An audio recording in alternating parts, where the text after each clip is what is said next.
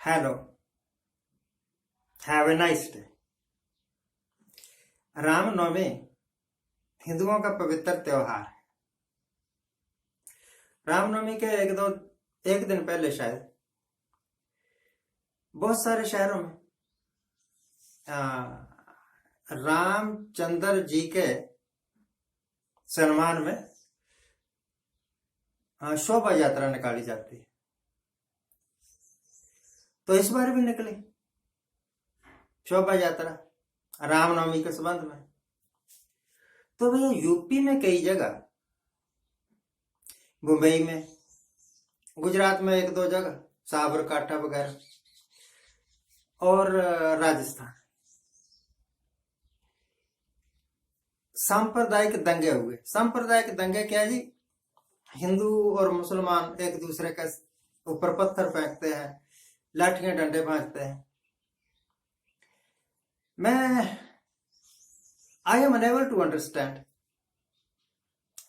कि वो लोग जो आम दिनों में बिल्कुल शांत रहते हैं, अपने अपने कामों में मस्त, अपनी रोजी रोटी कमाने में मस्त, वो अचानक इतने झगड़ालू कैसे हो जाते हैं, इतने मारखुंडे कैसे हो जाते हैं? एक धर्म के लोग कर रहे हैं, अपने देवता की पूजा तो करने दीजिए, आप पत्थर क्यों मार रहे हो? एक धर्म के लोग अगर नमाज पढ़ रहे हैं तो पढ़ने दीजिए, आप उनकी मस्जिदों को क्यों तोड़ रहे हैं? एक लफ्ज है कम्युनल हार्मनी। दो अलग अलग कौमें हार्मनी के साथ, प्यार मोहब्बत के साथ रहे, इसको कम्युनल हार्मनी बोलते हैं। और हिंदुस्तान में जो हिंदू कौम है, खास तौर पर हिंदुओं ने ठेका नहीं ले रखा। हर एक का ये फर्ज है कि खुद सुखी रहे और दूसरों के सुखों की कामना करे, पर ऐसा होता नहीं। हिंदुइज्म की तो बेसिक फिलॉसफी है सर्वे भवन्तु सुखन सर्वे सन्तु निरामय, कि सभी सुखी, सभी निरोगी।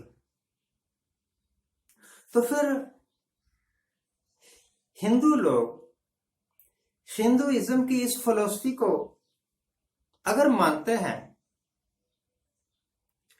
तो फिर जो माइनॉरिटी में है, चाहे वो मुस्लिम है, चाहे सिख है, चाहे क्रिश्चियन है, उनके ऊपर हमले क्यों करते हैं? कर्नाटक में एक मंदिर के बाहर एक मुसलमान तरबूज बेच रहा था, कल की बात है, 11 अप्रैल को। और कुछ भगवानदारी लोग आए और उसकी रेडी के जितने भी फल वगैरह थे ना, सब तोड़ दिए, सड़क पर बिखरा दिए, और कहा कि हनुमान जी के मंदिर के बाहर एक मुसलमान फल नहीं बेच सकता। मार पिटाई भी की होगी। गुरुद्वारा शीशगंज साहब के बाहर कुछ कट्टरवादी लोग आए और उन्होंने गुरु तेग बहादुर जी के बारे में, गुरुद्वारा साहब के बारे में नारे नोरे लगाए। कुछ दिन पहले की बात है। तो इन नारों के बारे में एक हिंदू भाई ने एक वीडियो अपलोड किया कि ये जो लोग गुरु तेग बहादुर जी के गुरुद्वारे के सामने आके नारे लगा रहे हैं, मुजाहरे कर रहे हैं, इनको याद रखना चाहिए कि गुरु तेग बहादुर जी ने अपना पूरा परिवार बलिदान कर दिया हिंदुइज्म की रक्षा के लिए। और वही हिंदुइज्म आज अगर गुरु तेग बहादुर के स्थान पर आके गुरुद्वारा साहब के विरुद्ध या गुरु तेग बहादुर साहब के विरुद्ध गलत किस्म के नारे लगाता है, तो हिंदुओं के लिए ये शर्म से डूब मरने वाली बात है। ये उन भाई साहब ने कहा। मैं ये समझता हूं एक्चुअली 1966 1966 के आसपास की बात है, जब मैंने पहली बार हिंदुस्तान में दंगे देखे थे। हुए तो 47 से ही शुरू हुए, परंतु मैंने होश संभाला जब उसके बाद ये दंगे हुए। गवर्नमेंट ऑफ इंडिया ने एक ऑर्डिनेंस अधिसूचना रिलीज की थी कि आज के बाद पूरे हिंदुस्तान की भाषा, राष्ट्रीय भाषा हिंदी होगी और सभी को हिंदी पढ़ना अनिवार्य होगा। इसके विरोध में पूरा दक्षिण भारत जलना शुरू हो गया था। बहुत मुजाहरे हुए, बहुत ट्रेनें जलाई गई, बहुत पब्लिक प्रॉपर्टी का नाश किया गया।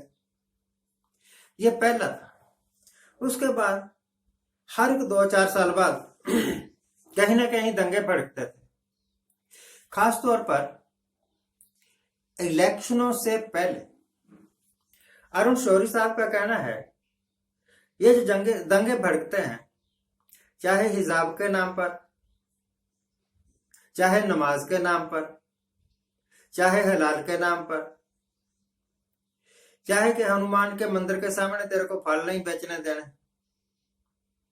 या किसी गुरुद्वारा साहब के विरोध, जो कुछ भी हो रहा है लव जिहाद के नाम पर, वो कहने लगे कि ये दंगे उभरते हैं, खूब चर्चा होती है, खूब प्रचार प्रसार किया जाता है इनका।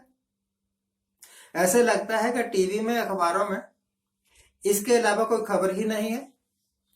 और जैसे ही इलेक्शन वगैरह खत्म हो जाते हैं, वैसे ही ये सुर्खियां बनी हुई खबरें गायब हो जाती हैं। मतलब क्या कि जब तक इलेक्शन ना हो जाए तब तक ऐसी भड़काऊ बातें करो। अभी एक साधु